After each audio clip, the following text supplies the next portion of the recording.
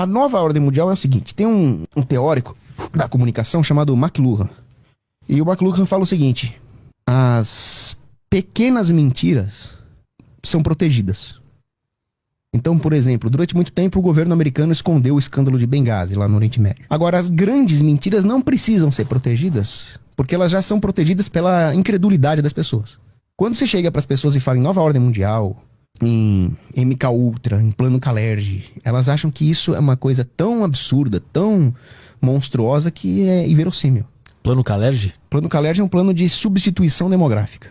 Essa política de fronteiras abertas na Europa faz parte de um plano para substituir a Europa demograficamente. E o problema não é a imigração em si. Você vê, por exemplo, que muitas pessoas vindas da África ou vindas da América do Sul, elas contribuem positivamente para a Europa. Inclusive do ponto de vista cristão. Muitos dos cristãos mais fervorosos, com famílias numerosas, são pessoas das antigas colônias europeias. O problema é que se abre a fronteira de forma desordenada para grupos que praticam barbárie, que não tem nenhuma relação com a civilização. Por exemplo, terroristas. Os caras não têm critério, vem gente do Estado Islâmico lá dentro. E qual é o plano deles? O plano deles é que enquanto o europeu não está mais tendo filho, você deixa um monte de gente da Irmandade Muçulmana do Estado Islâmico entrar lá dentro para fazer o quê? Para causar o caos lá dentro. E quando não existe mais uma sociedade que está unida por uma comunhão com valores civilizados, você tem um caos informe. Um caos informe é muito mais fácil de ser controlado por uma elite do que uma população ordeira. Esse é o plano.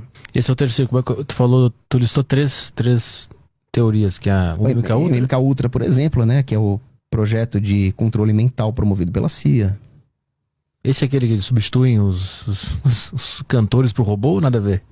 Não é esse. Não, é que às vezes eu acho que a própria elite que controla o mundo, eles tentam difundir falsas informações pra parecer que os teóricos da conspiração são muito loucos. Então o Eminem é o Eminem ainda. É. Ele ainda... Por exemplo, terra plana, né? Ninguém acredita em terra plana. Só que os caras infiltram terraplanistas pra parecer que todo mundo da direita é doidão. E não é o caso, eu não sou terraplanista. Pô. Então tem que tomar cuidado também, que é uma guerra informacional que não para. A guerra é de narrativas. O MK Ultra o que? Isso é a mídia, rede social, é isso que vai controlando na sua mente ou tem algum aparato a mais aí? Então, o MK Ultra era um sujeito chamado Murray, que trabalhava pra CIA, em que ele fazia vários experimentos de controle mental, de indução mental para as pessoas aceitarem sublimar conceitos absurdos. Então ele fazia com que as pessoas aceitassem coisas inaceitáveis através da manipulação mental, através do medo, através do apelo à autoridade, que é o que você viu na ditadura sanitária. As pessoas aceitaram uma prisão domiciliar sem tempo para acabar por causa do medo, do pavor, do desejo de conformidade. E eu não sei como fazem isso. Que naquela época eu criei um movimento chamado Nossa Vida de Volta para sair às ruas em protesto contra esse tolimento das nossas liberdades mais básicas. Eu consegui botar 100 pessoas na rua. Eu falei, pô, eu não consigo botar mais de 100 pessoas na rua defendendo coisas óbvias. E os caras conseguem trancar bilhões de pessoas no mundo inteiro falando como? Não é só porque eles... Não é só na lábia. Eles têm técnicas de controle e manipulação mental que eu não sei. Se eu tivesse, eu teria um canal com 10 milhões de seguidores. Então o MK Ultra é uma das ferramentas da nova ordem mundial, que a gente estava explicando o que era. A nova ordem mundial é um projeto de uma elite para criar um mundo sem família, sem identidade, sem nação, com uma religião única, mas não é no sentido de evangelizar as pessoas para o cristianismo. É no sentido de criar uma religião falsa, né? Uma religião universal baseada não em Deus, mas no homem, numa fraternidade universal, onde as pessoas vão poder, basicamente, fazer o que quiserem, todo tipo de pecado, de degeneração, desde que elas não questionem a autoridade dessa nova ordem mundial. Então, é um plano para a criação de um Estado global com uma moeda única, com uma tarifa única, com um parlamento único e com uma religião única. Religião essa que ela é bem flexível do ponto de vista de costumes, ela vai permitir todo tipo de comportamento desordenado, desde que se reconheça a autoridade aí do que virá a ser um falso profeta e, em última instância, o anticristo. Isso já está acontecendo? Já está a passos largos. A Agenda 2030 é uma etapa importante para esse processo. Tem algum exemplo de algo que a gente está passando hoje que está nos levando a esse lugar? Bom, uma das coisas que se fala hoje, por exemplo, é a ideia do mercado mundial de carbono. É uma desculpa ambiental. Então eles falam, não, porque a emissão de carbono lá no interior da China vai afetar o mundo inteiro.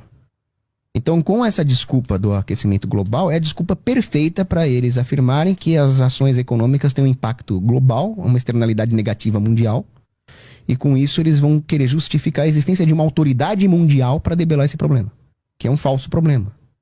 Até hoje ninguém comprova a existência de aquecimento global antropogênico.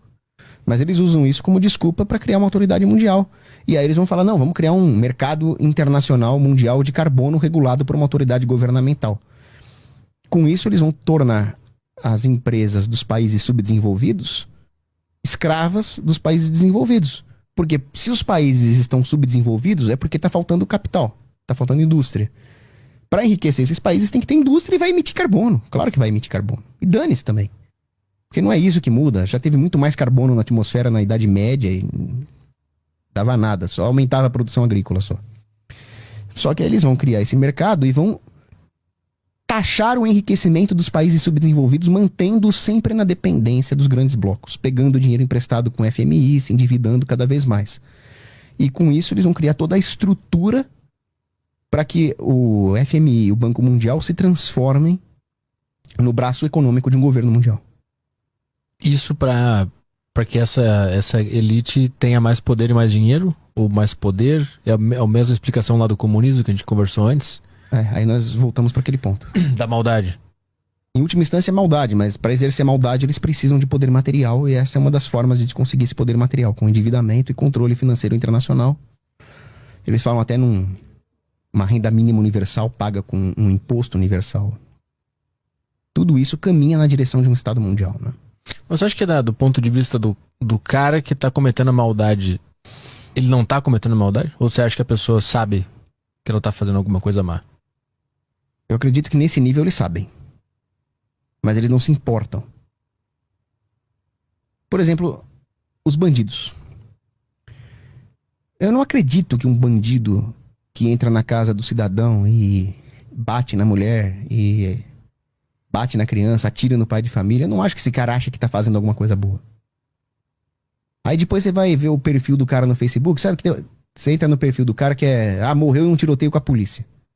Aí você vai entrar no perfil do cara, fé em Deus, não sei o quê. Aí ele tá lá com a marmita de bandido lá, te amo, não sei o quê. Então ele tá falando de Deus, de amor, mas ele ao mesmo tempo tortura e mata o cara que ele assalta. Você vê relatos terríveis. Então, o que esse cara é? Esquizofrênico? Não, esse cara é mau, esse cara é um filho da puta. Esse cara não ama ninguém. Esse cara encara a mulher lá que ele diz que ama como um pedaço de carne pra ele comer. E a ideia que ele tem de Deus é absurda.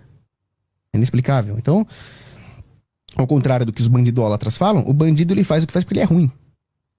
Ele não é uma vítima da sociedade. Ele é ruim. Só que aí você pensa, bandido só tem esse tipo? Só tem o tipo de bandidinho que quer comer as moças todas e usar ouro? E quando esse bandido é extremamente sofisticado, poderoso, bilionário e está por trás de governos? Aí ele é o George Soros.